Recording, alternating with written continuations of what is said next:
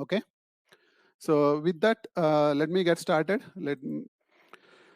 So about me, I have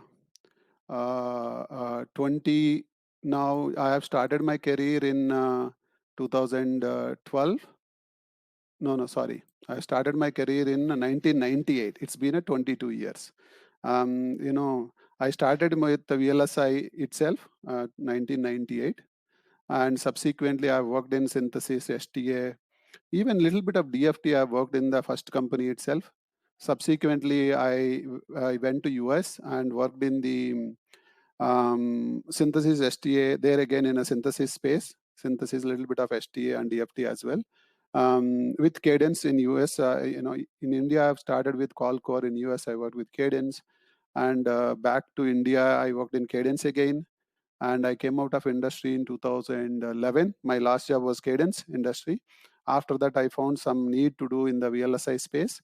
That's when I started this chip edge. It's been 8 years I'm into with chip edge, right? That is my brief background. So here is my agenda for today. Okay, so one question I want to know before that, let's have a quick poll about your backgrounds and this one. Now that I have introduced about myself, let's quickly get to know about you.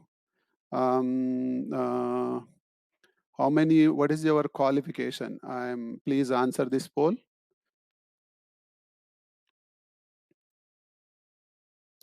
Please answer that. I'll try to let me get a feel of so that I can customize the presentation as per your need. Ultimately, you have to get benefited from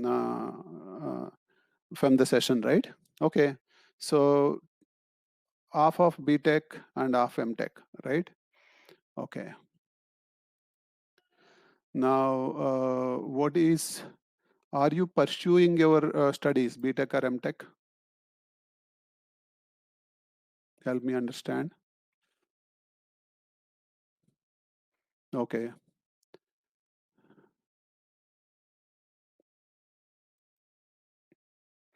Yes, pursuing. Some of you already completed. 65% of you are already completed. 34% is still pursuing, right? That's good. Pursuing, I mean, I want to know, are you in, whoever is pursuing, right? I want to know, are you in a final year, exams not completed, or exams not completed, or or you are in third year, second year kind of. So that will be a little interesting to know. For now, we'll move on.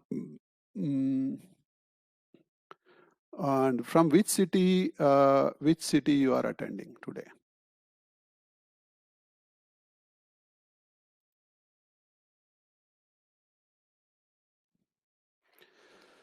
Hyderabad, Nagpur, Kottam, Vijayawada, Bangalore, Hyderabad, Bangalore, Kakinada, New Delhi, Surat, Mumbai, Bangalore, Kolkata, Erode, Rawalpalam, Bangalore, Tirupati, mostly from south, Hyderabad, Dayton. So someone from Ohio, Vamsi Dasari from Ohio, Dayton, US, Roorkee, Hyderabad, Bangalore, Nellore. Yeah, okay. So mostly from south and few from north, one from US. In fact, as I speak to you, we have design DFT course running in other track. We have physical design running. We have STA running. We have design verification. 4 courses are running as I speak to you in other tracks, and few people for the DFT, people from Israel are attending. For other courses, people from Singapore, Germany, UK are attending the other courses. Those are online courses. Okay, so now do you have any knowledge of the VLSI field? Of course, you might have done, maybe MTechs might have some knowledge. No.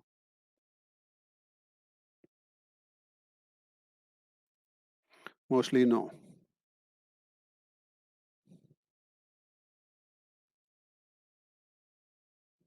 No, no. Okay. Little bit of yes, yes, yes. Okay. Now, any knowledge about DFT? Let me.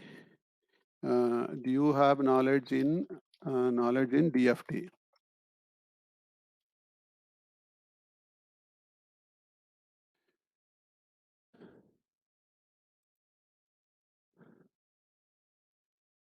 Do you have knowledge in DFT? Please answer this. Do you have any knowledge in DFT? Are you familiar, not familiar?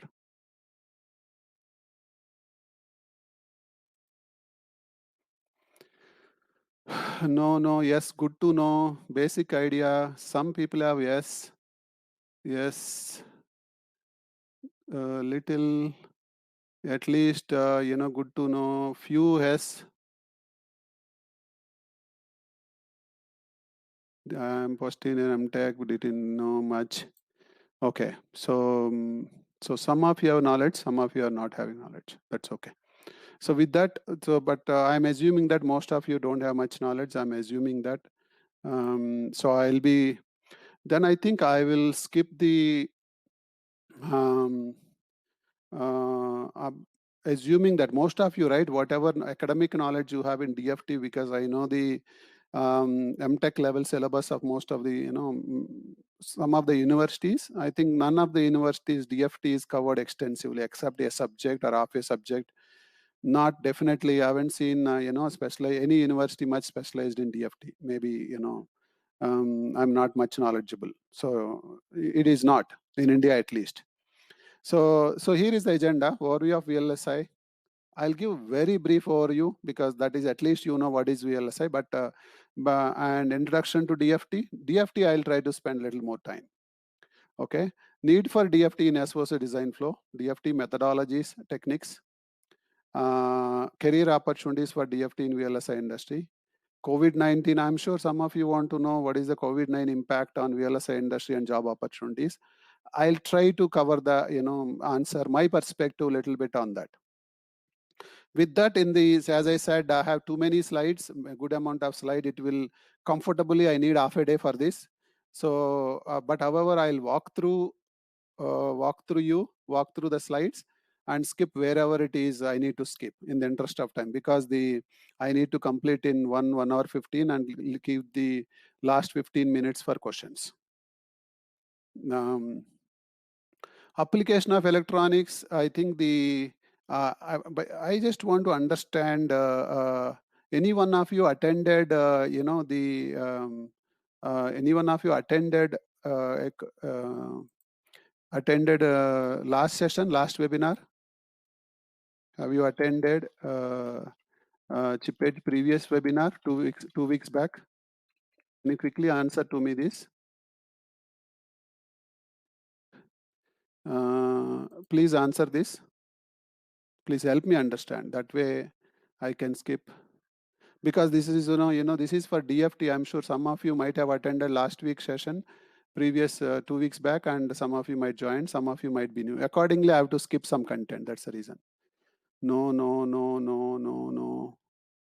No, no, no, no. Mostly no, no, no. Okay. So I think considering that majority of you are no, I have to briefly cover about VLSI, because then you are not much familiar with VLSI.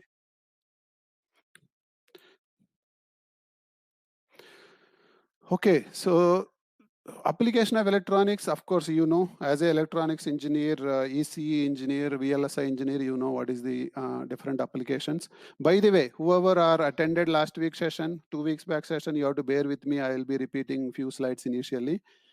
In the interest of people who have not attended 2 weeks back, don't have much knowledge about industry perspective of VLSI. So for those benefits, for them, I'm going into the detail. I need to repeat these slides. So please bear with me.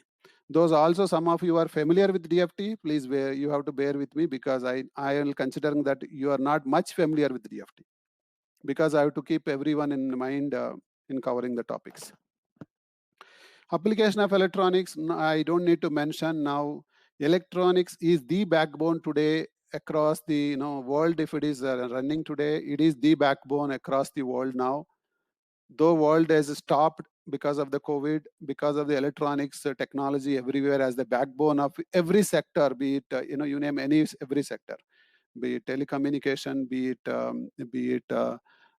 computing, be it consumer electronics. At home, our entertainments are running in electronics. Our work is happening through laptops and mobile broadbands and broadband networks, routers, cloud servers, etc.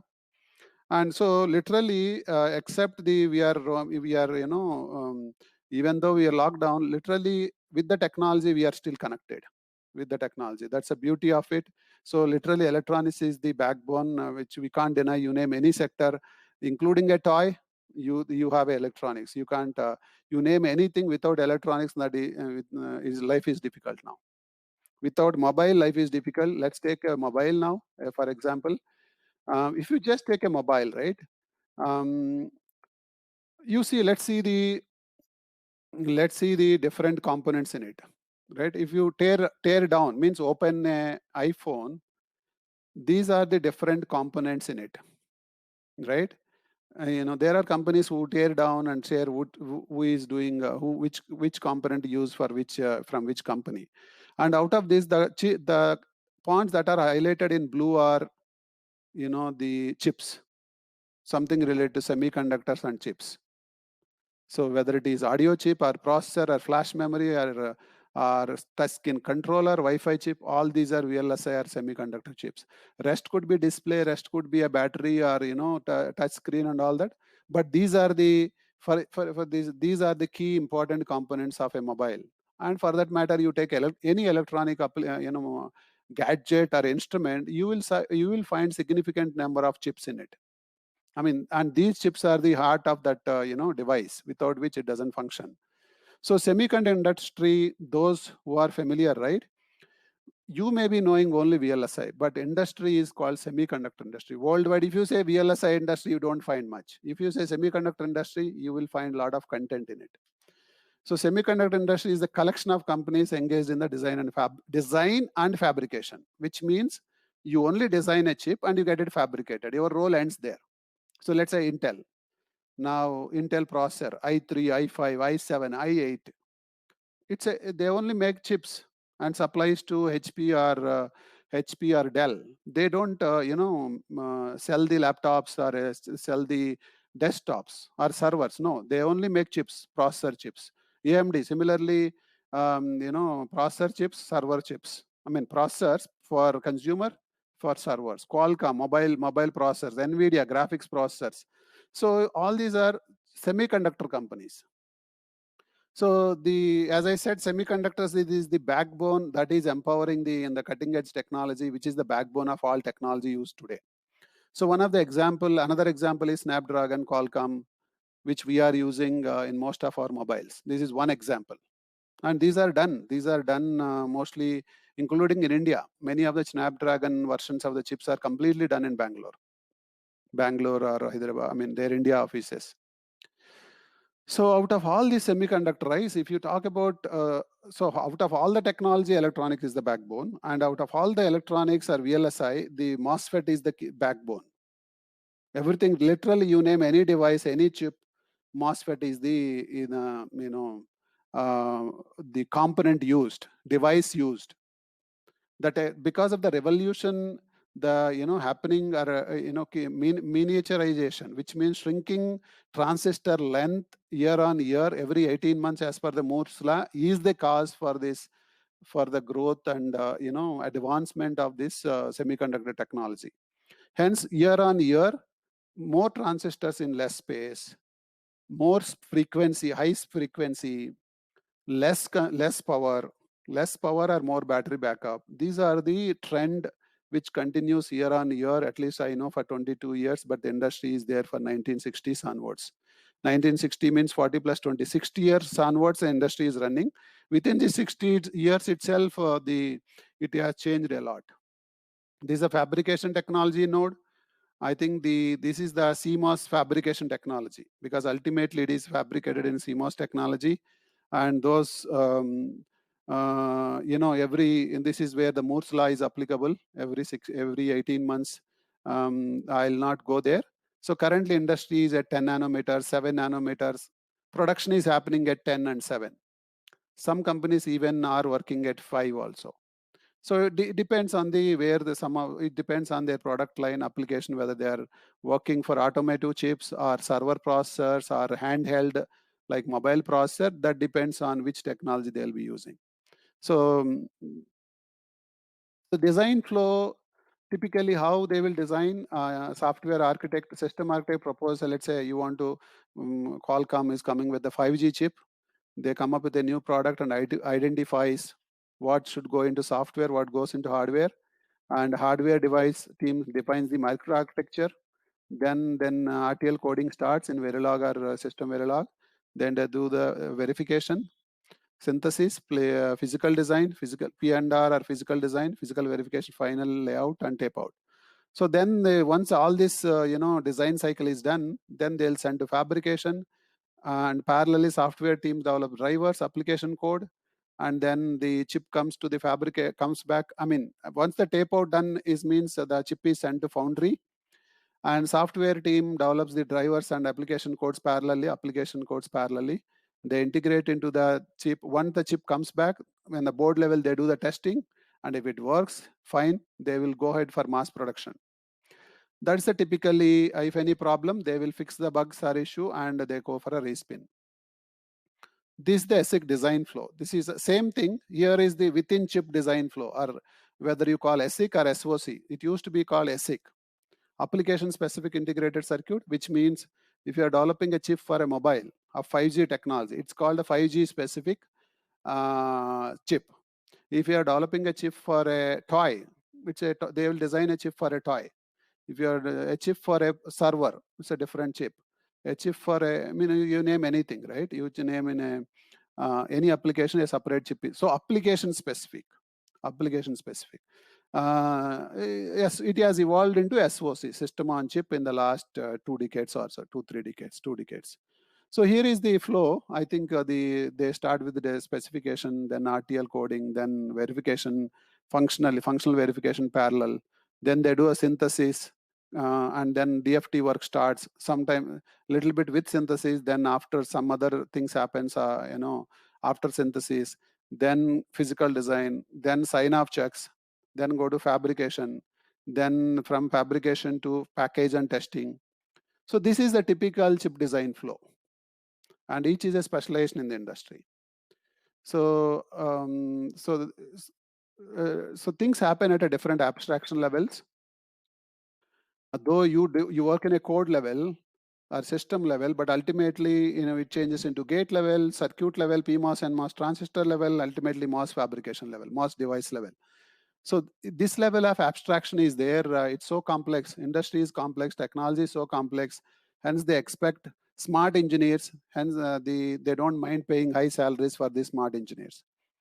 And if you look at chip fabrication process, this is the typical. I think you might have studied in the CMOS VLSI design subject. There's a fabrication process. These images are not clear.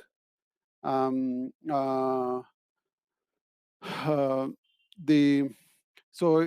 you can understand. I'll not go into. You can self-read. The chip is a chemical processing. They do a processing of the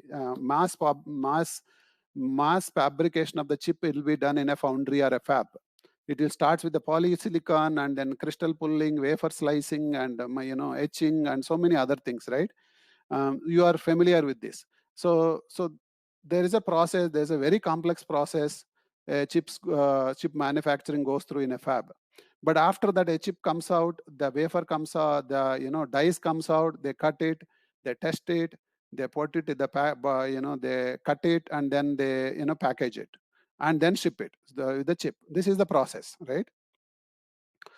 Now, what next? Let's say chips, tape out is done, and in fact, I have some videos here. But I don't think, in the interest of time, will not be able to, and because of this webinar session in a remote way, I don't think it will be effective. So I'll be skipping that video. Otherwise, I have 2 videos: how chip is manufactured in a foundry, maybe what we will do is, after this call, we will email you that link, that 1 or 2 videos, so that you can go through on your own. So that gives an idea about fabrication. So, oh shit, I need to skip this.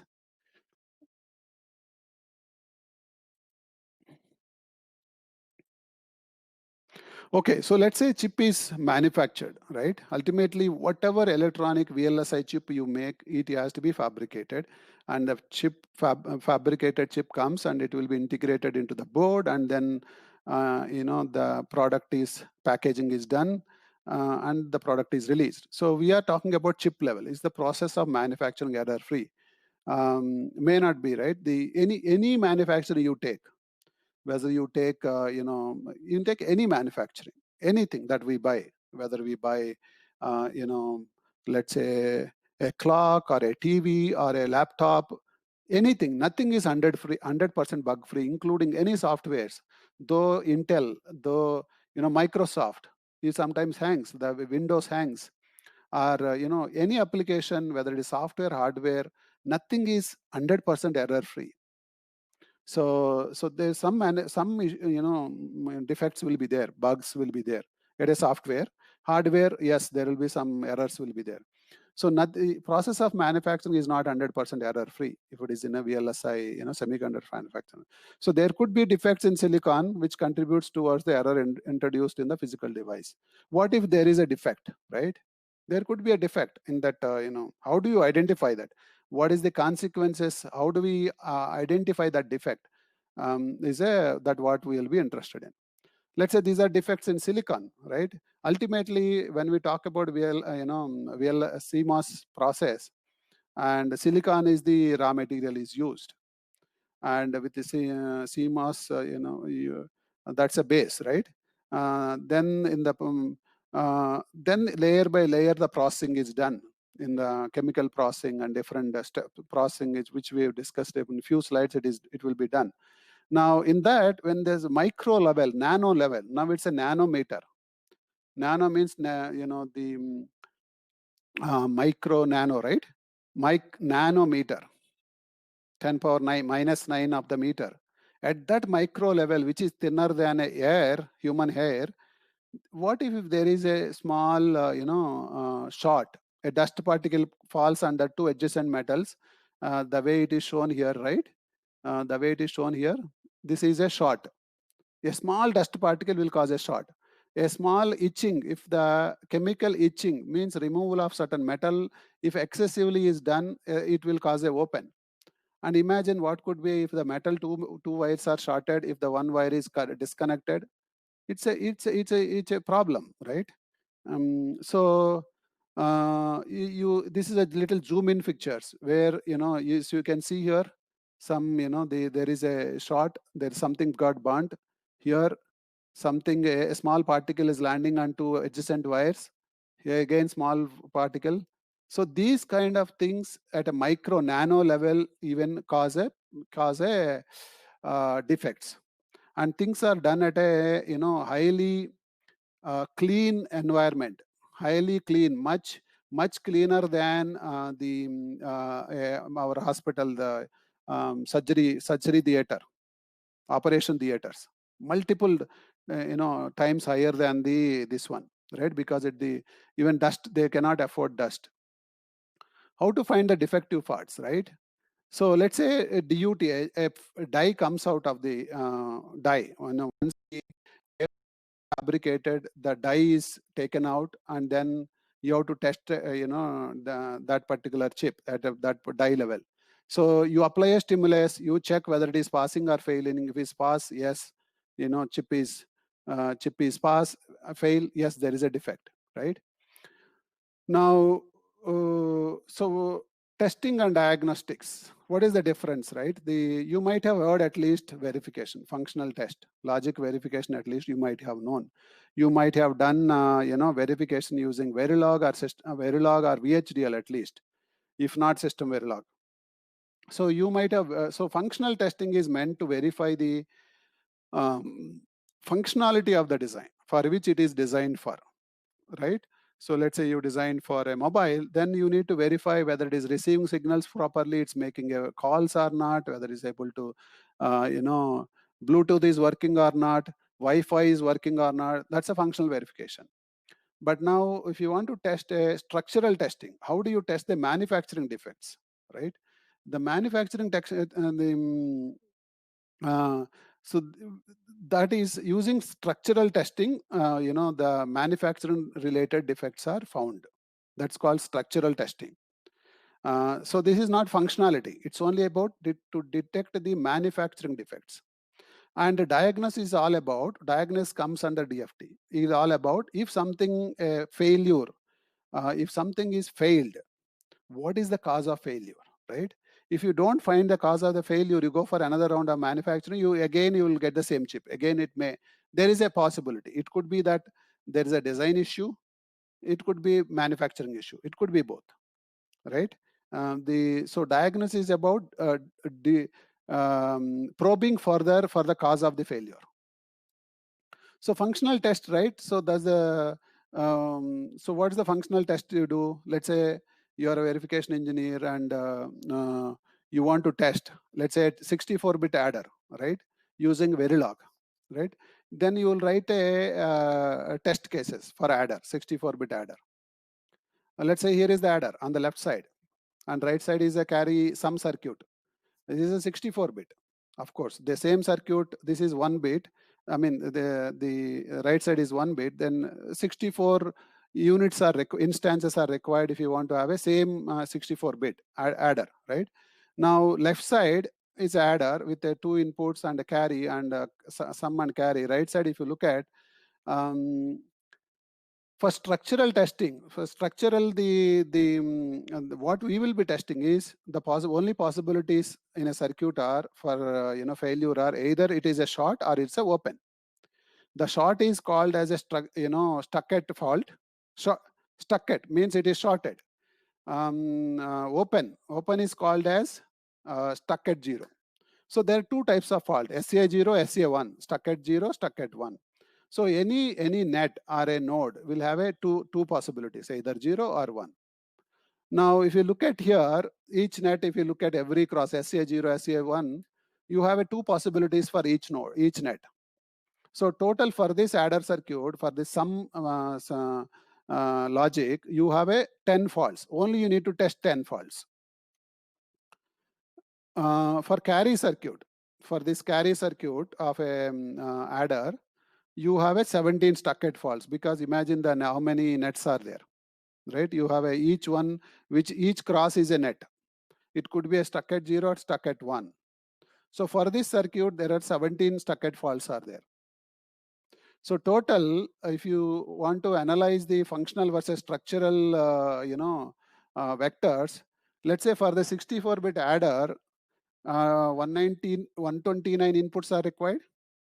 Then to test that adder, you need 2 power 129 permutations and combinations will be required, are there. Out of that, even if you take the a fraction of that patterns, it will take years to test that. It's just a adder, right? That many test conditions you have to write, so which is not practical. So, but whereas for structural testing, you need you only for 1 bit, for 1 adder, you have a 27 faults, and you into 64-bit, 64 into 27, 1728 faults, and that's only takes a fraction of seconds on a 1 gigahertz tester. So this much is the difference. The functional versus structural test. For structural test, you only need a fraction of vectors to test the faults, unlike the functional vectors.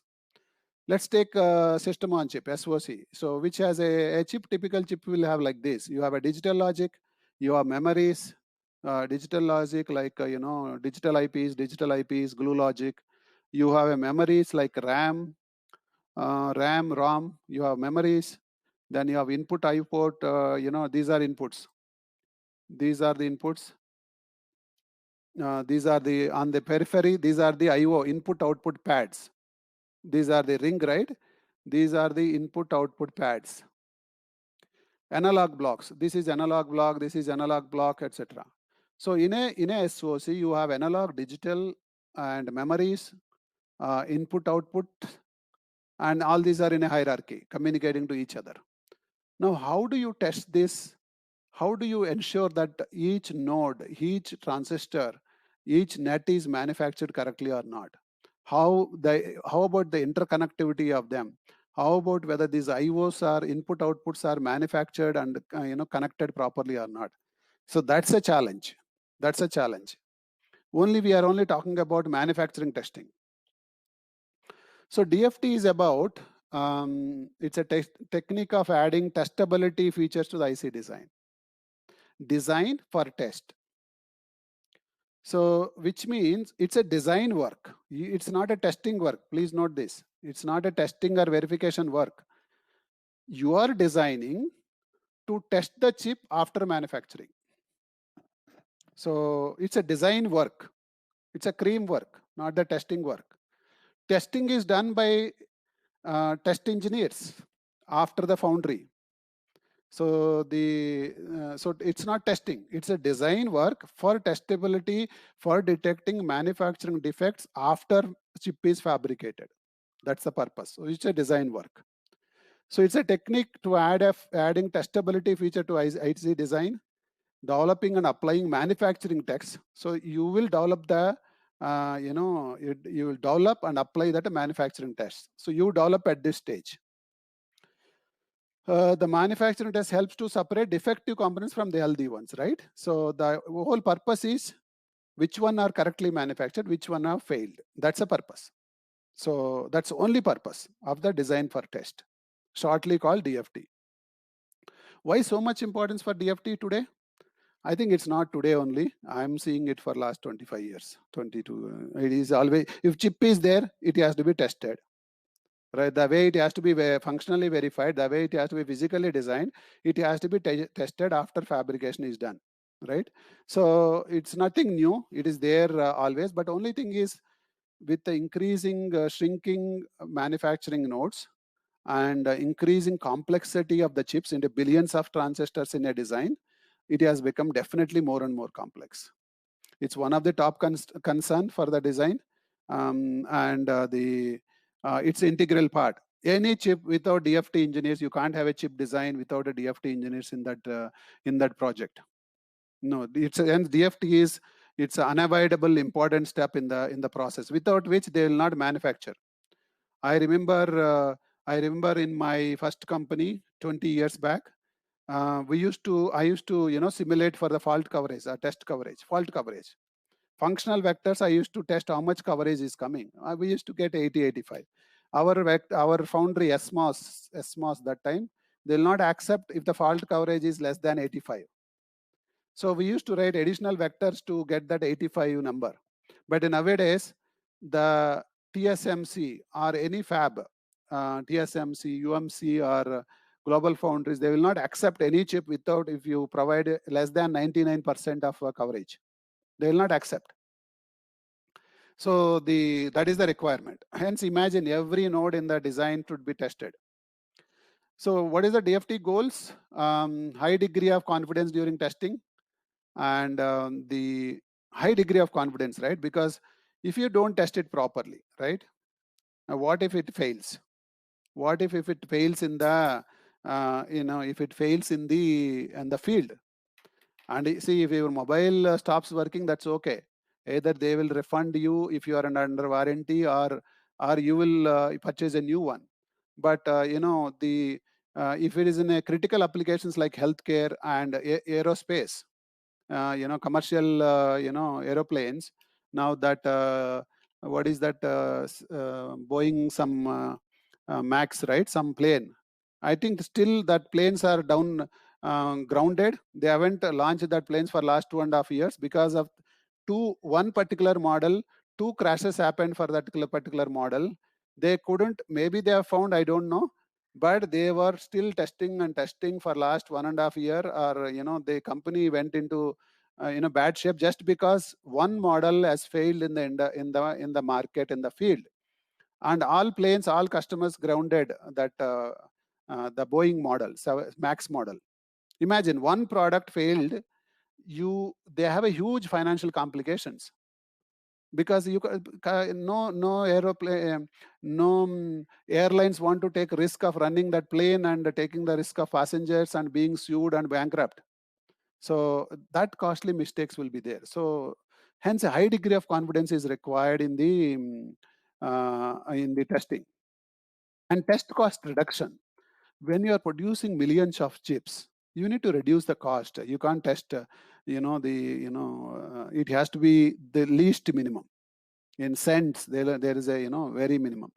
Time to volume reduction through test automation. So there's a lot of cost involved in overall testing cost. They consider as a test cost. So these are the goals. And so structured DFT will have these kind of techniques. One is scan design. They will insert for testing the logic, combinational circuit, combinational gates and sequential gates. Scan design, scan is inserted and patterns are generated using ATPG. For testing memories, memory BIST is used. Built-in self-test. This technique is used. Memory BIST is used. For testing inputs, outputs, or pads, boundary scan is used. So these are different techniques and different specialization within DFT, where I know people who have done PhDs, and in US, there are a lot of people do a PhDs on this. A small aspect, they do a PhD in this. I think more PhDs happens in DFT than any other area, because a lot of manufacturing related things happens here than physical design and all that. More PhDs will be happening in test area, in my view. Maybe of course other areas also will be there, but a lot more. So the goal is to increase the controllability and observability as the circuit. Let's say after you insert DFT, a circuit will look like this. At block level, you have inserted a DFT. At a chip level, SoC level, you are still testing every block, every of the chip, and at a chip level. Once what happens is, when a chip is fabricated, you don't see this inside logic anymore. You only see inputs, output pins, nothing else. You can't access anything inside. You only have inputs, output pins. Through input, output pins or IOs, you need to test every node in the design, every net or a pin in the design. Imagine. That is very, very complex, the most complex. And that is not easy. That is very complex. So now after DFT, right? After here, I have talked about this flow, right? Now, if you focus on only on the DFT, now DFT scan JTAG BIST happens at this stage, and it will go to pattern generation. One scan is inserted, and then patterns are generated towards the end. Once the other things are parallel. I mean, they do typically in parallel. Yeah, so this is in the flow where it will, once the vectors are generated, they were simulated. If it is working well, then they will, together with the chip, they will send the vectors to the foundry. Vectors are required, patterns are required along with the chip, otherwise they don't accept for fabrication. Now testability. Now it's all about, as I was mentioning, right? Each net in the design should be controllable and observable. What do you mean by controllable? You should be able to put 1 or 0 in that signal. That's what controllability means. From input, you should be able to put 1 or 0 in any part of the circuit. Apply 0 or logical 0, logical 1 in any part of the circuit. Let's say in this circuit, one of the input is tied to VCC is tied to 1. When ACC is 1, one of the OR gate input is 1, output is always 1. Now, no matter, output is always 1 throughout. When the chip is there for its lifetime, it will be 1. No matter if you power on it, it will be 1 for its lifetime. No matter what you do, you can't do anything. So now you can't change. You can't put anything on the 1 or 0 on the output. Now you change this other input, the other input of the OR gate. You put 1 or 0, no impact on the output. It's as good as no, because other input is high. So the controllability on the output, I mean, if you look at, you should be able to control this signal on the outputs, right? It's not controllable today. And input, whether it is 1 or 0, you are not able to measure it because it's not impacting. It's blocked. Fault is blocked. So when a design has this kind of scenario, so people insert, DFT engineers insert test points to improve the controllability on this output, to improve the observability of the input. How do they do it? Here is the way. You take this input to the output. I mean, this signal to the output directly, which means whatever happens here, you can measure the output. You can measure at the output. Similarly, you need to apply 0 or 1 in this OR gate output, right? Using test mode, using this mux, you apply 1 or 0. You can apply 1 or 0. So which means a DFT engineer will insert a mux here, will insert a signal and take that signal out to the output, signal to the output. So this a DFT engineer does, not a RTL designer, not a verification engineer. So that is the role of DFT engineer. So his day in and day out purpose will be why this fault is not tested, why this fault is blocked. So his analysis, debugging will go into that and find the cause and fix that, improve the testability. That's his goal. Now coming to scan concepts. So this is too technical. You may not understand it, but one at a higher level, let me say, what is scan, what is HBG. Let's say you have a D flip-flop. Sorry. You have a D flip-flop, and D flip-flop are connected in a circuit like this on the left side, right? Like this. Now, when you convert into a scan, insert scan, as part of DFT, your D flip-flop is converted into a scan flip-flop. Scan flip-flop. They call scan, which means within a mux is added to the D flip-flop, then it will become a scan flip-flop. Then you have a D input, SI scan input. You have a enable pin. So this many pins will be there in a scan flip-flop, right? I will not go into the details because it itself is a concept and that is typically covered in length in the course. In fact, I have taken this course from our DFT course, and so I'll not go into. You will find it difficult also to understand who are new to DFT. But then, so after scan is inserted, this is how shifting the scan chain operation happens, where you keep on applying inputs from the primary input. The data will be shifted in a shift register fashion. Shift and capture will happen, and data is captured at the output. So the expectation is after this many clock cycles, the input will propagate to the output. The one is propagated in after n number of clock cycle, it will propagate to the output. That is the expectation. So I'll not go into that much. Scan compression, again, improve the testing speed and reduce the test vector length and volume is important. Hence, there is a new technique came a few years ago. Few years means it's almost 10 years, more than 10 years. Scan compression. It will reduce the compress the test vectors. If you have 1,000, it will make 100.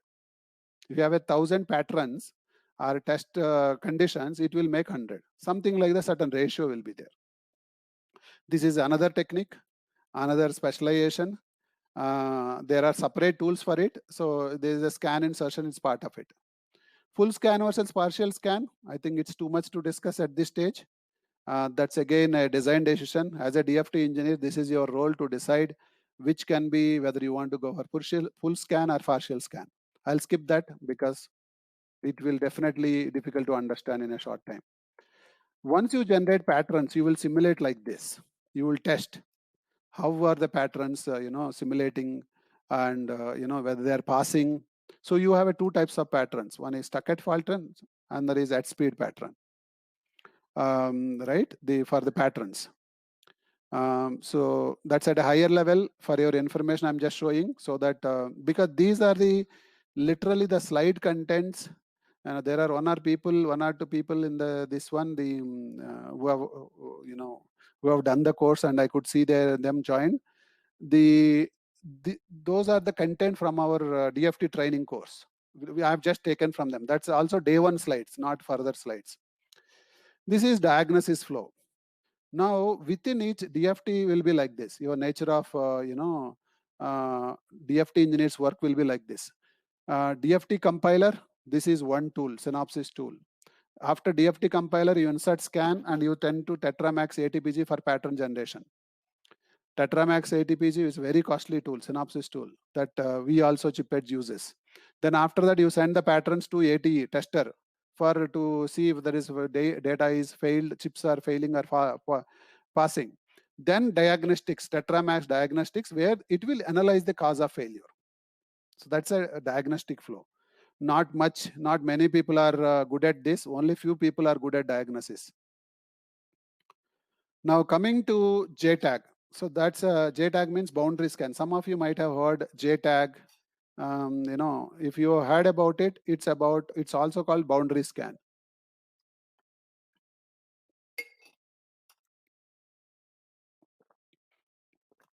So this is intended to now that the package is done, right? As you can see in the IC. What if those two pins, let's say, these two side by side pins are shorted or something is broken? How do you identify that? There should be a way, right? Otherwise, these two pins could be started internally while packaging or at any stage. So the JTAG or boundary scan is meant for that. What they do is the pins, input output pins, they connect as a chain, and you toggle the data with every clock, so it will be shifted. It will act as a shift register. So then whether it is if it is switching or shifting correctly, then it is working. Otherwise, it is stuck. If anything is not toggling right to 1 or 0, then it is stuck. So that's a called boundary scan design. It's again a separate specialization within DFT. A separate tool, VLSI tool is used for this boundary scan. Typically done at a chip level, top level, not at a core level. Bench setup, how they test the chips after it is fabricated. This is about it. I'm skipping this. So again, using computers only. Nowadays, whether you go anywhere, right? Everyone uses a computer, everyone uses a mobile. You go to any hospital, you go to bookstore, you go to grocery store, everywhere it's electronic. So here also using again systems, you test the fabricated chips using the tester. Built-in self-test, I will skip for this. BIST, as I said, right? Memory BIST is a specialization. There is again a separate VLSI tool in DFT. I'll not go into that. It's too much technical. So now the SOC will look like this after all DFT is inserted. Each is interconnected, right? Everything is brought to a port level. Everything is brought top level, I can say. This is how ATE, automatic test equipment. So the chip after it is fabricated is tested in the like this ATE. It will be put, each chip will be tested with the automatic test equipment. They apply whatever test patterns you have generated in the design cycle along with the chip, along with the tape out.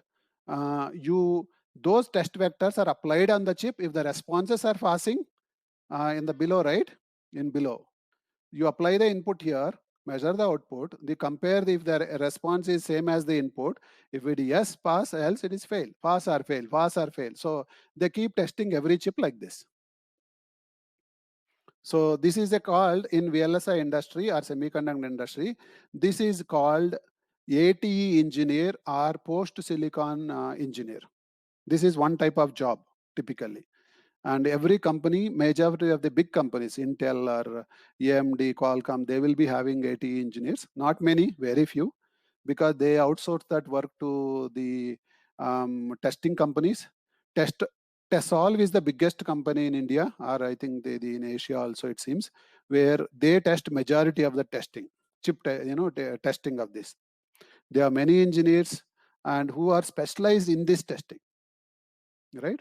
That they are called ATE engineers. Their only goal is on every on every die, apply your test patterns, pass or fail, pass or fail. That's only their goal every day.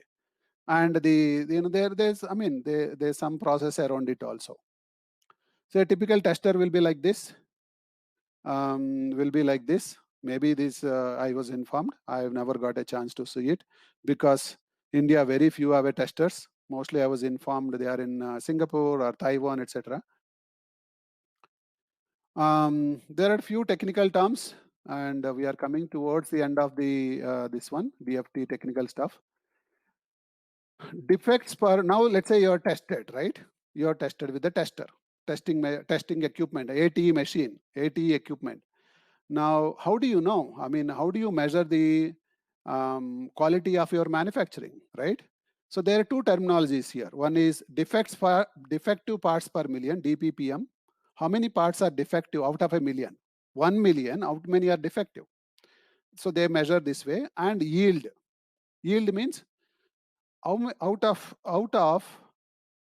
this is a defect level. How many parts are defects per million? It's effectiveness of the test and quality of the design. So yield is a fraction of the working chips out of the total manufactured chips. It's a yield. Let's see why yield is important. Cost of a chip equal to cost of fabricating and testing a wafer. And in fact, here, cost of only fabricating they have mentioned, not cost of designing. All VLSI design, chip design flow, that is design cost. That is separate. This is a fabricating cost. Fabricating cost is separate. And testing a wafer is a separate. Fabrication, designing, fabrication, testing. There's three different costs. Now, by yield and number of chipsets on the wafer. Let's see. Now, if cost of fabricating and testing a wafer is 1,000 rupees, and you have 100% yield, 100% means 100% of the chips are working. All 100 are working. Number of chips for sets on the wafer, 10 out of 10 are working. Then per chip cost is one rupee. This is not the design cost. I mean, at least fabricating cost and the excluding the design cost. Let's say you have a 50% of the yield, only 50% of the chips are working, which means out of 10, only 5 are working. Then your chip cost is increased by double, 50%.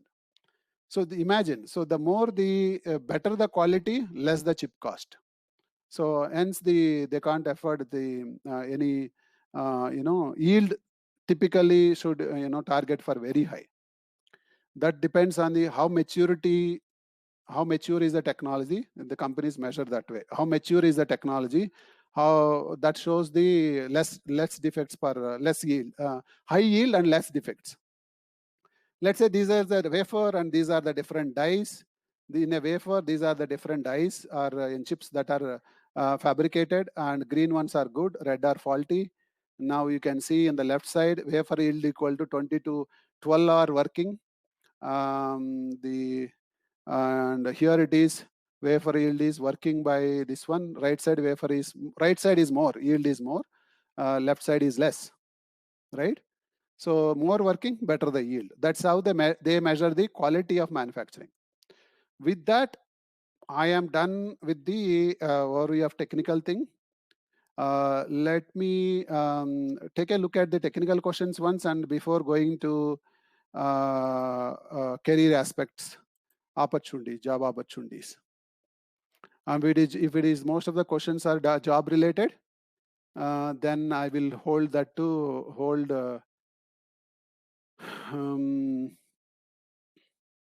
I will hold the questions to till the end, because at least we have some time in the end. I will go from latest to, okay, so I'll go from top ones. What is the scope of candidate in DFT? Who is having 5 years experience in hardware domain? Is it possible to switch into VLSI? Okay, that we will take into the career section, job opportunity section. Chintan, I'm a student. If we are testing path delay fault and we get delay fault of whole path, then why we need to check transition delay?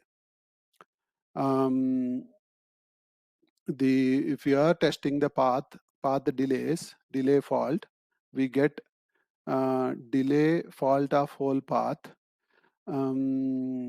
So I think I didn't go, it looks like you have some familiarity. I didn't go too much into the details because others don't understand, because I already skipped many places. I generalized to the extent possible because it's a complex subject. and time is a constraint for me. So that is a transition faults and all that. In the interest of time, will not be take up into this thing. How is the future of DFT forecasted? I understand that these days RTL level itself, spyglass tools are used. That is Sweta Priya. Spyglass tools are used to avoid respins. So it is the meaning that efforts of DFT engineer are reduced, and so the jobs for DFT will also reduce. No, so obviously for any chip, right? The DFT is essential thing in part of the chip. It's only a matter of how many, right? How many?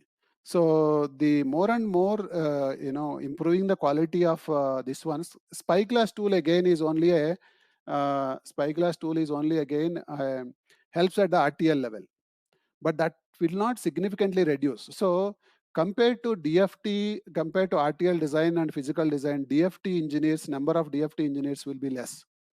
Will be less in the design in any project, because you don't need to do every block. So you don't need to do like the way you do for verification, the way do they apply the methodologies, and so DFT is a very niche, and number of jobs are not as high as RTL design, RTL verification, and physical design. Now, yeah, I heard that just DFT knowledge is enough. We need tester like Verigi, Eagle, and so on to understand post-silicon defects or bugs. Is it true? In India, right, the two things. Most of the jobs in India are DFT engineers. DFT engineers. For that, what you need is whatever I have discussed, right? Scan, ATPG, boundary scan. These are required. Memory BIST, etc.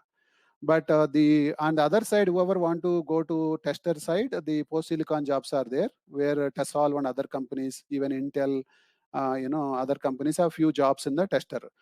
But most of this kind of work, testing work, is done outside India. So in India, less tester jobs, less post-silicon, or less number compared to DFT.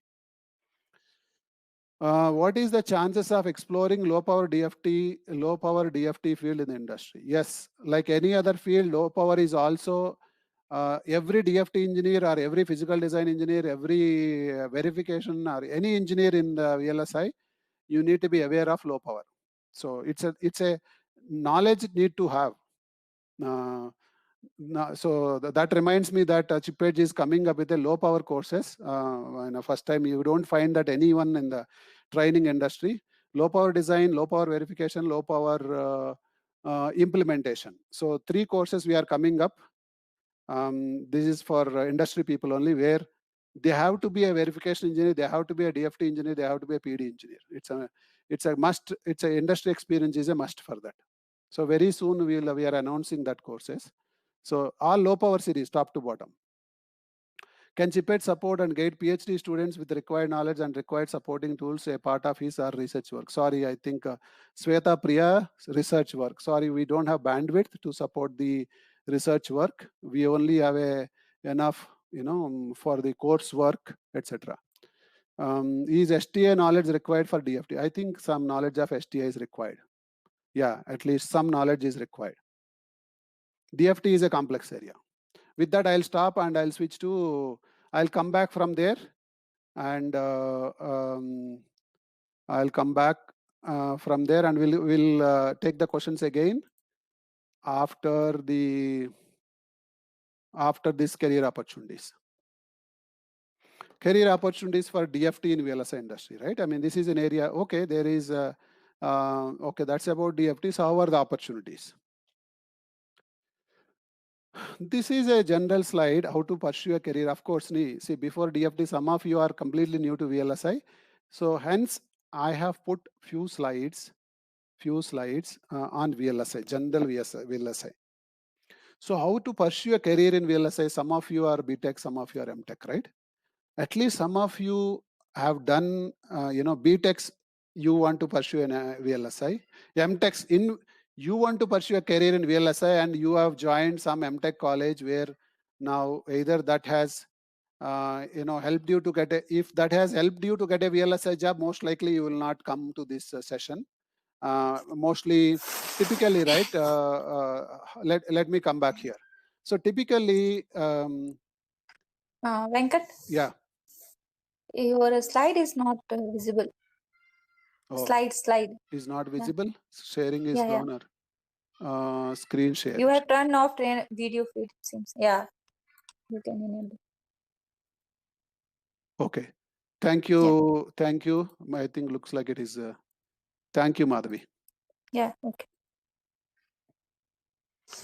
Career opportunities in VLSI, how to pursue a career in VLSI. I think I'll just summarize campus placements in MNCs.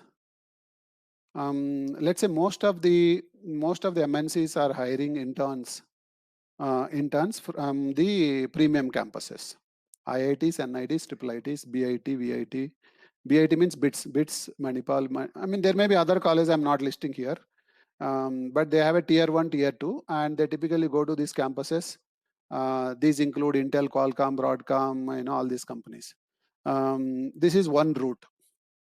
So, I mean, if you land up in those premium universities, yes, there is a high chance you land up in these MNCs as interns, and after a year or 6 months, if you are good, they will regularize our full time.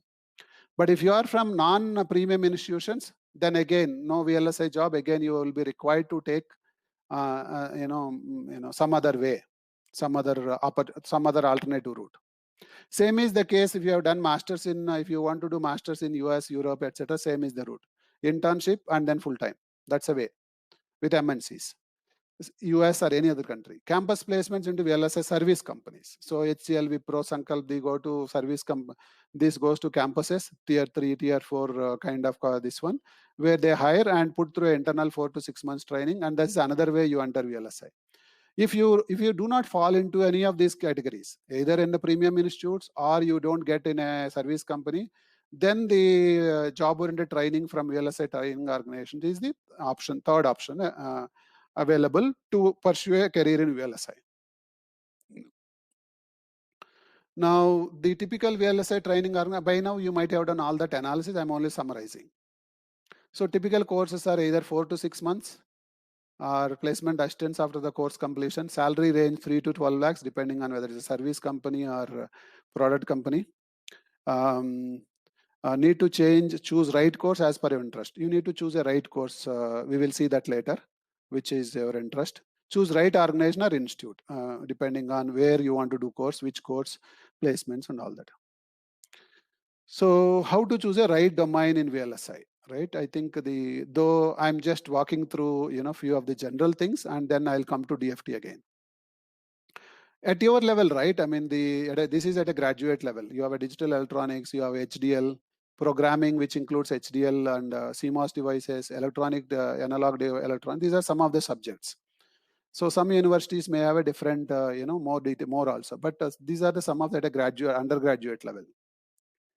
Right. So I will quickly walk you through, some of the subjects are common. So let's say, if for physical design, digital and CMOS are required. Analog, if you are in a, specific about analog circuit design or analog layout. This is another route. For DFT, again, you need digital is common for all courses. CMOS is good for, CMOS is also required for DFT or physical design or even analog. And if you are good in programming, Verilog, VHDL, C, C++, then design verification is the route for you to take, because that involves languages. Verilog, system Verilog, etc. OOPS concepts, etc. So you need to choose whether you like programming or you don't like programming, or whether you are particular about analog or you are okay into any other, to this one. Except design verification, all are tool-driven works. Everything is a tool-driven, or the tools are required. But rest is a mostly not language-oriented, but mostly tool-oriented work. And these are the typical, more or less, these are the typical growth, career growth, where you start as a 3 to, at 3.5 lakh to, these are service companies. 3.5 lakhs to, I'm not talking about MNCs where they start about, MNCs are starting around anywhere between 8 to 9 to 12, 13 lakhs. MNCs, let's exclude them. Well, let's look at DFT path only. DFT engineer, senior DFT, lead engineer, DFT manager, DFT director. This is how your salaries is. You compare this with the IT jobs. The salaries are significantly higher compared to IT. But the only challenge is getting in there. Entry into VLSI is always difficult. I'm seeing for last 20 years. Entering into a VLSI industry is not easy. The reason is the entry criteria. In fact, the jobs are limited, very limited in India. Only, hardly you have 200 to 250 companies, not more than. But if you take IT industry, right, you have hundreds, not hundreds, thousands of companies. And you have a 3 to 4 lakh, engineers being recruited every year. But VLSI industry hardly, in terms of hundreds. So numbers are very small because the expectations are high. It's meant for product or chip development. So number of companies and jobs are less. So I will spend few minutes about ChipEdge and, at least briefly. You might be, already. I'll not look into this. I'll skip. One thing you will know is, unlike few other training, organizations, we have a broad course offering into analog and digital. You know now, as I told you, 4 courses are running as I speak to you on a weekend mode today and tomorrow. 4 courses are parallelly running in 4 different tracks today, including DFT. Design verification if you look at, you see most of the courses covered in the ASIC design flow. Verification, DFT, synthesis STA, physical design, scripting, and low power PD. Low power PD is for PD engineers, not for freshers. Some of these courses are not for freshers. Analog circuit design, not for freshers. High speed IO design, not for freshers. So some of these are purely for experienced folks or industry. So we are mainly specialized, where we are mostly, we have our strength in the offering to the industry level, training to working people. People from Intel, Qualcomm, they come and teach. And people from Intel and any other service companies or other engineers, they come and learn. And, we have in the classes, program managers, some of the senior engineers also attend our courses. So we have courses for freshers and working professionals and companies, corporates. Corporates take our courses. They send their engineers, regularly to us. Recently, Qualcomm contacted us for training their new IIT hires on physical design. And Synopsys want to train us, their new hires, into R&D group. HCL want us to train their 100 engineers. These are, the opportunities opening up because we are more focused in that. Coming to that, the job-oriented courses, right? So we have mostly, other than the weekend courses, we have these job-oriented courses. DFT, RTL design and verification, physical design. DFT is the first time we are offering a job-oriented full-time course. These are full-time courses, 5 months courses, 5 months. In fact, these we have planned to run in a classroom mode, Monday to Friday, morning to evening, in a physical classroom. Because of the COVID, we changed it to a blended mode, where the way things are, it doesn't appear to be classroom is feasible. You are, all of you are at different hometowns. So classroom is not feasible in the near future. Hence, we change it to blended mode, where first 4 months it will be online. Lecture and lab happens every day for 4 months. 5th month, by the time when things improve, it will go to classroom. If it don't improve, it will still complete in the online. You will be doing mini projects by 4 months. But after 5th month, you will do a little bigger project in the 5th month. So this is the model we have come up, considering the COVID situation, so that you will not lose academic year, and you still can pursue the career, still learn and get onto the jobs. As of today, I'll come to that slide. I'll come to that slide. I think where is that? I think I'll come to that slide. Some hiring is happening, though it is not dead. Some hiring is happening. The market is going little slow because of the COVID, and people are waiting, for all these restrictions to come out, so that hiring and new projects will come. and the hiring will pick up more. So coming to this DFT course, right? As I said, ChipEdge is the first training company in India to start the DFT course 5 years back. I'm the one. If DFT jobs are there, why not DFT course? This is how I started in 2015. And very difficult to find a trainer. It took a lot of time, 6 months to maybe or 1 year to find a trainer, and a couple of trainers changed also.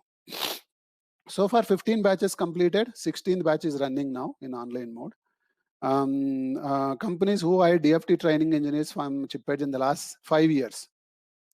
I'll come to last in the 5 years. These are the companies. Samsung, MediaTek regularly hires DFT engineers. These are some of the companies, some of the MNCs, some of the service companies. Now, this is so far in a weekend model itself. They are coming and hiring those engineers. Now we have started first time full-time course, and again we are the first companies to start a full-time course in DFT. So these are the placement news in the last April to July. These are the names, the very small numbers, but still the hiring is happening in a small numbers.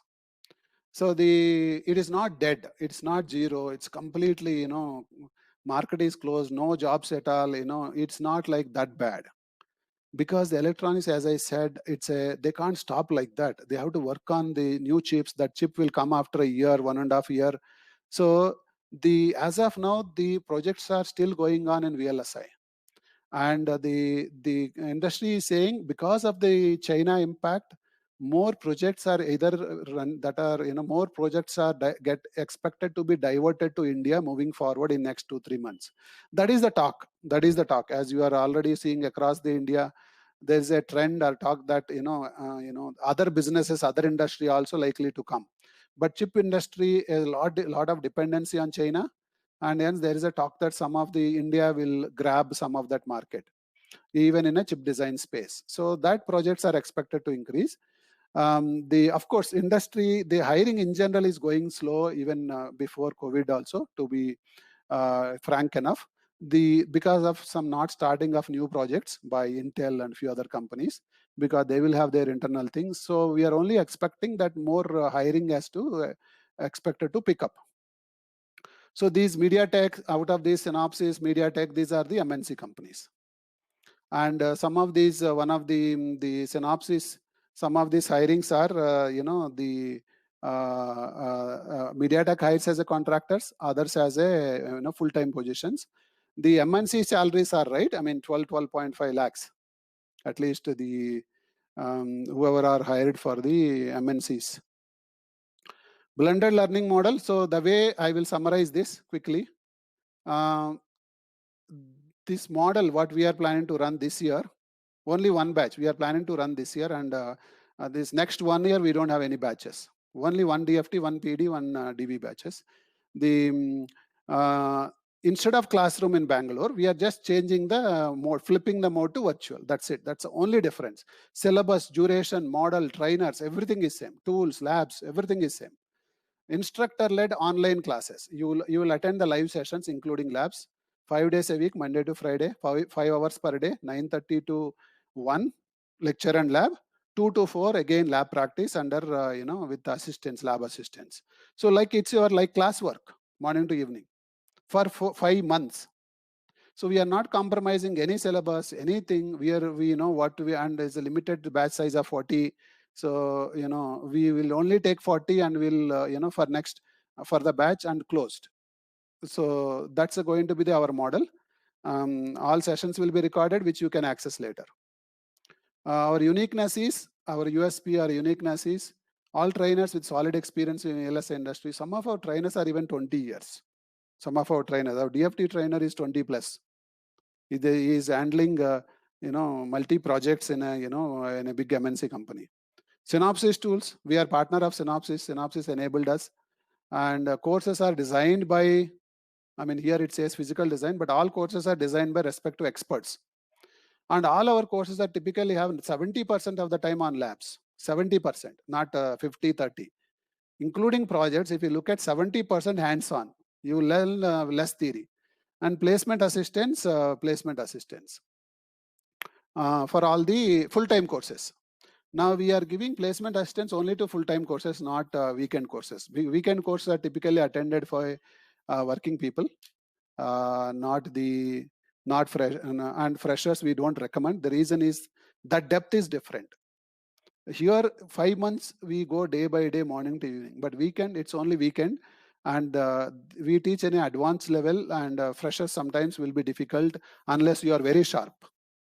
So this many tools we use. Let's say physical design, imagine how many tools are there on the left side, but you come to DFT and at least 4 or 5 tools are there used, and these are very costly tools. That's the reason you don't find VLSI companies across the training institutes across the India, and people who are using genuine tools are very rare. And using Synopsys tools, you know, Synopsys is not giving the tools for everyone, very difficult. So we use the latest and versions of the Synopsys tools. And Synopsys want to send their customers to our training because they don't have bandwidth. So they want to take chip edge help for training their customers. So these are different tools used for different, and each engineer will get a dedicated license during the course, during the lab hours. As I said, I think placement assistance, yes, it includes soft skill and mock interviews. Basically, our role is to facilitate. It's a complimentary service from us where we don't charge for it. We only facilitate. If companies are hiring, we will arrange interviews with that. And you can also try, you know, you can try from your own, you can try with your seniors, you know, your, you know, relatives help and all that. It's our role or responsibility mainly is the training and placement assistance. By, you know, since we are training and companies contact us and we facilitate interviews, and there's no charge for it.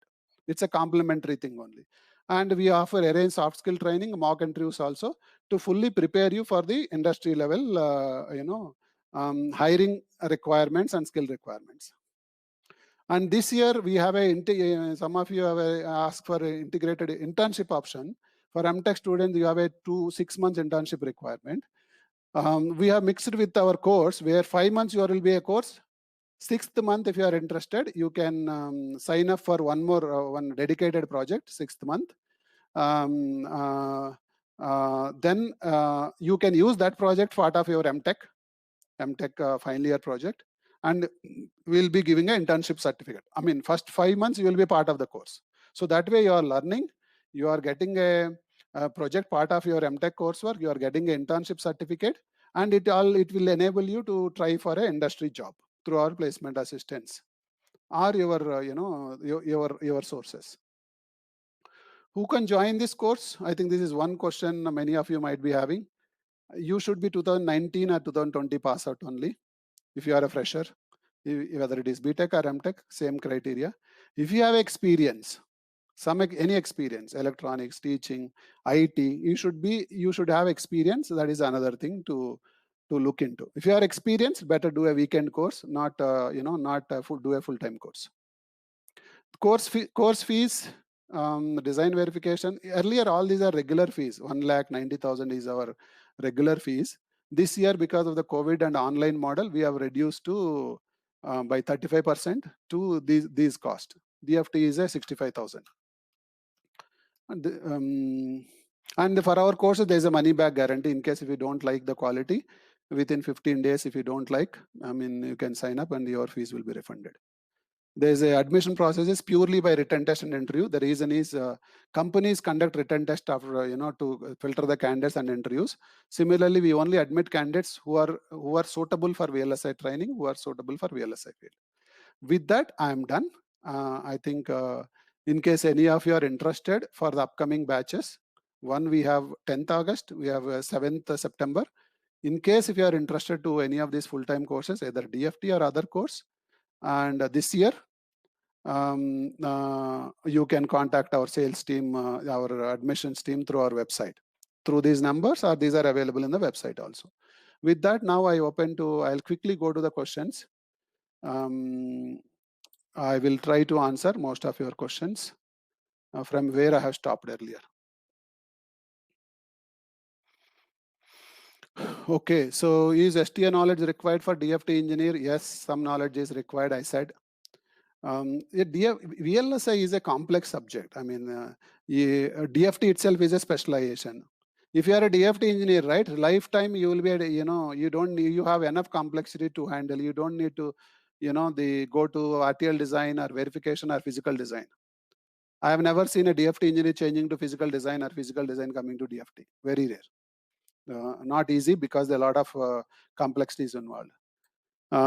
So Praveen Kumar, my background, where is Praveen Kumar question? My career background is testing and validation. Presently, I'm working as senior pre and post silicon validation engineer. So to move my career in SOC, it is compulsory to learn VLSI design. So you are in a pre or post silicon, you are in working as a post silicon. Then if you want to move to a design side, whichever it is, whether it is DFT or a design verification or physical design, yes, you need to learn that particular skill set to try for design roles for career growth. Typically, what happens with pre-silicon and post-silicon is, post-silicon particularly, you don't see much growth because you're only doing, pass or fail kind of testing using the testers. There is no design, there is no designer talent involved. Your creativity and your engineering talent is not much tested. In Lakshman, in macros, DFT logics is present. Good question. In macros, DFT logic is present. Macros are tested, right? Macros are tested as using BIST. Within macro, I think within macro, they may not be. Within macro, how macros are designed. Within macros, depends on which macro. Depends on which macro it is, whether it's memory or or analog blocks. Depends.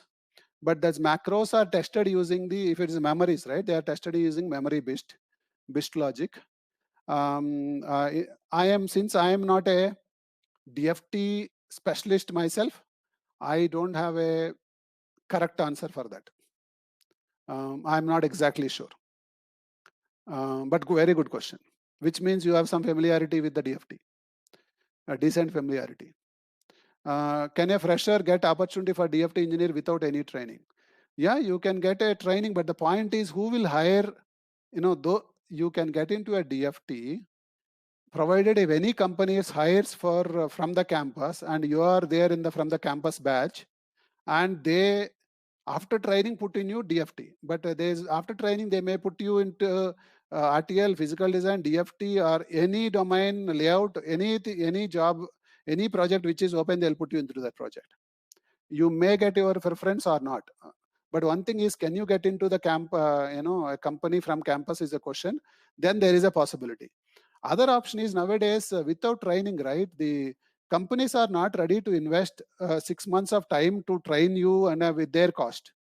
6 months training, 5 to 6 months, they are not ready. 4 to 6 months at least, depending on company to company. Not easy, not easy. But I'm not saying impossible. Maybe possible, but very rare. Because they are looking at who can come and ramp up and be productive in the project. Not like another 6 months they are not ready to invest. Shubham, that's a previous question is Ritikesh. Shubham, can you please suggest some books that we can read, know more about DFT, general verification methodologies and techniques? DFT is a different specialization. There are books. I do not know much books. If you can Google it out. I don't know. As I said, I'm not a DFT engineer. I'm a synthesis STA PD engineer. So, but I've done DFT. So a little bit. I'm not a specialist. I'm not an expert. General verification, that's again specialization. Verification is different. DFT is different. There are two different specializations. Better choose which specialization you like. Better not both. But of course, if you want to learn, you can learn both. ASIC engineer or DFT engineer, which is best engineer? ASIC engineer is a general word. ASIC engineer can do a RTL design, verification. DFT engineer, physical. ASIC engineer is a very general designation. Like design engineer. What design engineer? You could be RTL design, you could be physical design, you could be DFT engineer, or any or STA engineer.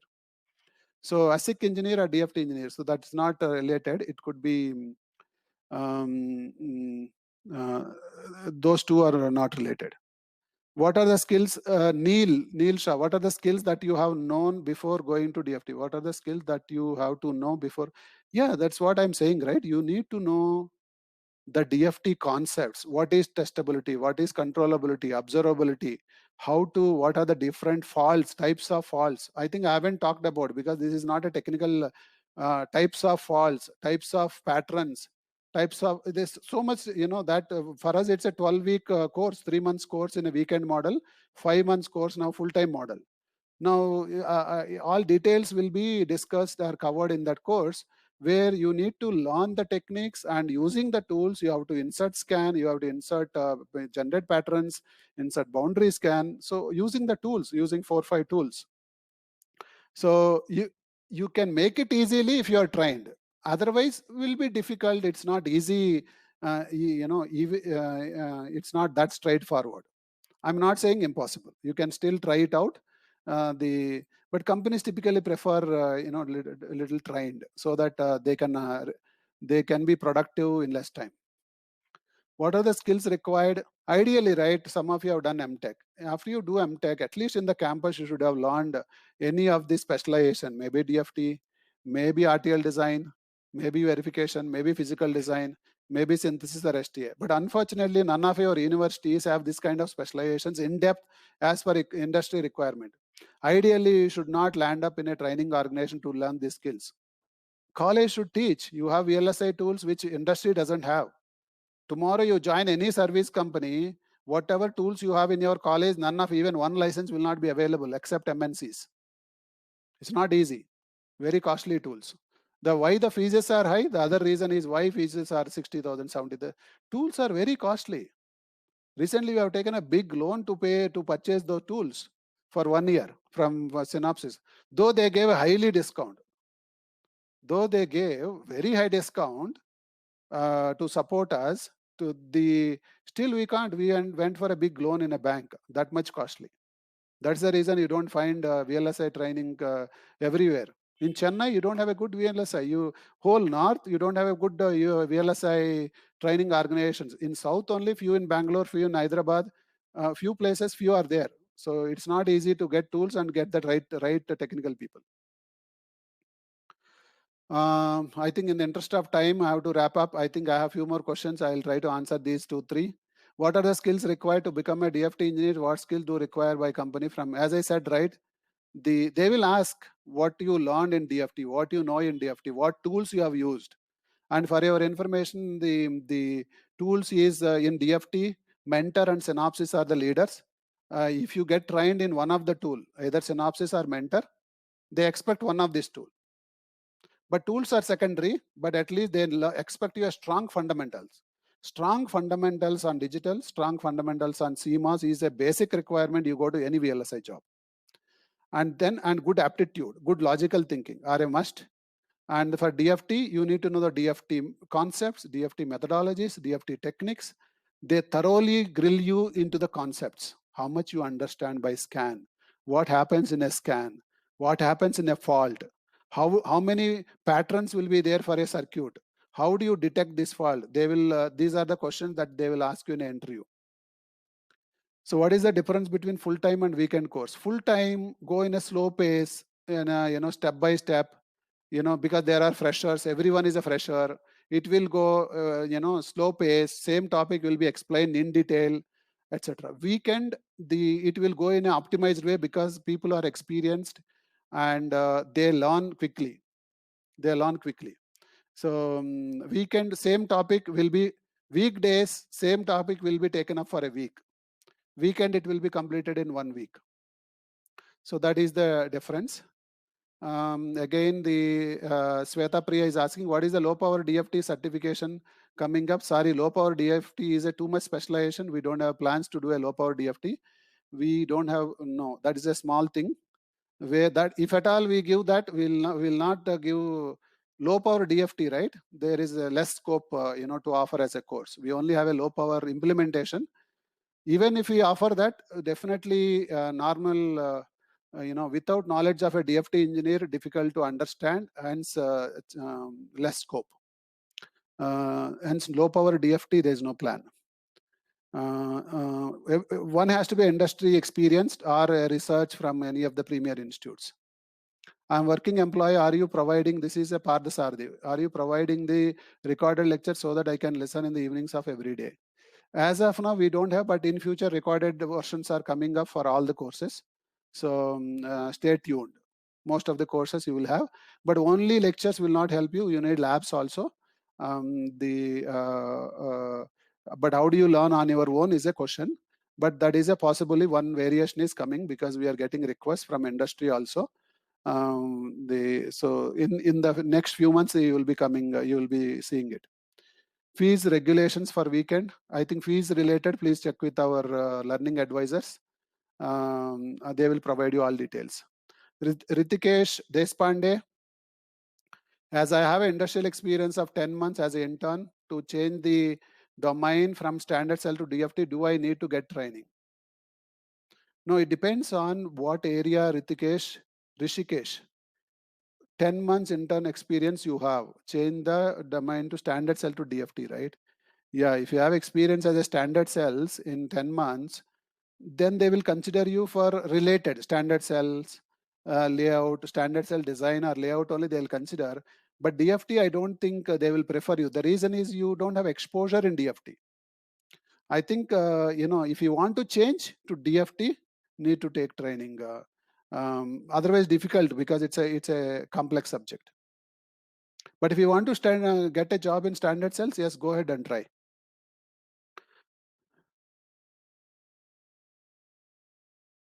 In the interest of time, I'm skipping some of the technical things by Swetapriya. I mean, because it's too detailed in this, will not be able to go into the details here. Vinay Kumar, I worked in DFX.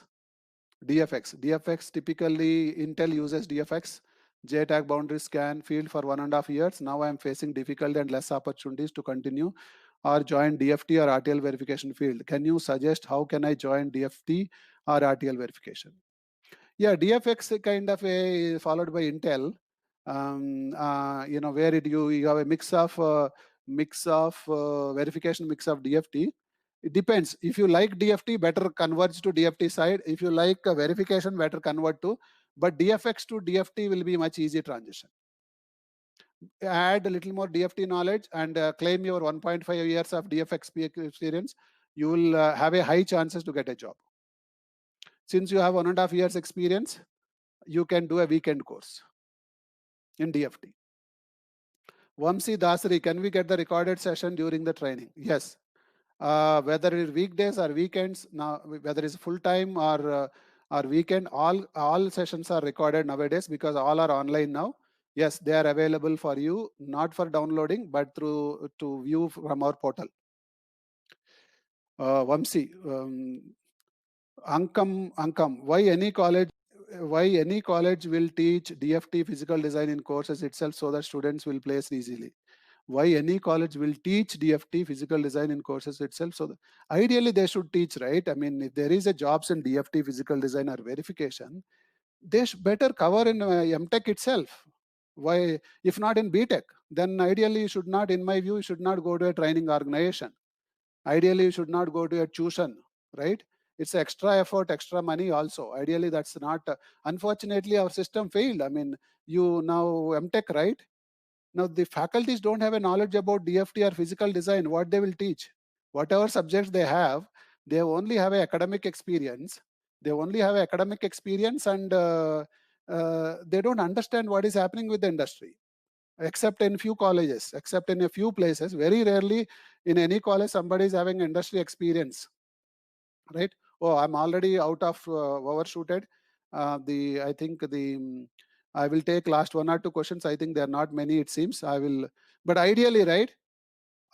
Let's say US universities, right? US or UK or Germany or there's no training organizations. From university, you land up in an industry through an internship or whatever. Because whatever is required, you are learning that, be it DFT, be it physical design or verification or analog. At least you are learning better, industry relevant, may not be up to the ANFAR. Hence, they take you as an intern. They know that you are not very much trained. but they know. But here completely ABCDs also we don't know. If you ask, who are coming out, it's very bad. Our MTechs are very bad in terms of industry orientation, particularly VLSI. Ideally, they should teach.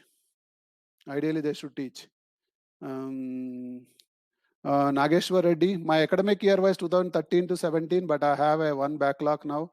I'm working in marketing side. I'm interested in VLSI. Is that possible to handle the DFT, sir? Academic year 2000 to 17, marketing, right? The experienced, it should be considered under experienced. Better learn the under experience. It all depends on your passion and hard work and smartness. If you have that determination, and you can join in a weekend course parallelly while doing your job. Nageshwar. Sorry, Sweta, and due to lack of time, I will not be able to. I'm taking last question. What is the scope of candidate in DFT who is having 5 years experience hardware domain? Is it possible to switch to VLSI? Yes, it is possible. Better do a Priyanshu. Yes, you have hardware domain experience. You can switch to VLSI by doing a weekend course. By the way, DFT is having, I haven't discussed that. DFT is having lot of demand supply problem. There are engineers available for PD, there are engineers for RTL engineers, but there's in general, of course, maybe currently hiring is little slow, but in general, DFT is a demand supply problem is more. For experienced folks, they are not getting 3-4 years experience, they're not getting leads. There's a serious shortage on the experience level. Hence, DFT, people with other backgrounds like hardware domain, or somebody said some other background, standard cells, or any other domain, then you have a good chance to pick up a DFT, because DFT, there is demand supply problem is there. Sweta, I will, because yours the last question, I'll take that question. I'm working employee with a background of 7 years in core DFT, ATE testing, STA knowledge. Industry 4.0 is specific with low power knowledge. So that I'm specifically asking you to know if it is available. Okay, so you are already in DFT. You don't need a DFT related knowledge. Low power, you only need a low power, right? So yeah, so in part of our low power, we will see where low power is required to be in the flow, right? Top to bottom, we want to cover which aspect low power is possible to cover. So that's what we want to look at, but that may take time, definitely, because we are working on a high level, including low power DFT. Where we will include is a question. Definitely, it's going to take, but we may do it as part of our low power series. With that, I'm running out of time, and I thank you everyone. I answered every question, not sparing one. I appreciate everyone for your patience and staying this long, and I hope you got some knowledge, familiarity about what is DFT, and at least from novice to not having any clarity to some clarity. And I tried within the limited time, I tried my best possible. But ideally, I need half a day for these slides so that I could have explained little more detail. Some of your questions, technical questions, I have skipped because in the interest of time. With that, I appreciate everyone joining today's webinar, and all the best for your career. Some of you are yet to start your career, VLSI career, and they choose properly. And the others who are in a different domains, yes, while continuing your job, don't quit your job, continuing your job, you can learn on weekends. With that, all the best again for you. Thank you for attending. I'm closing the session for today. Stop recording.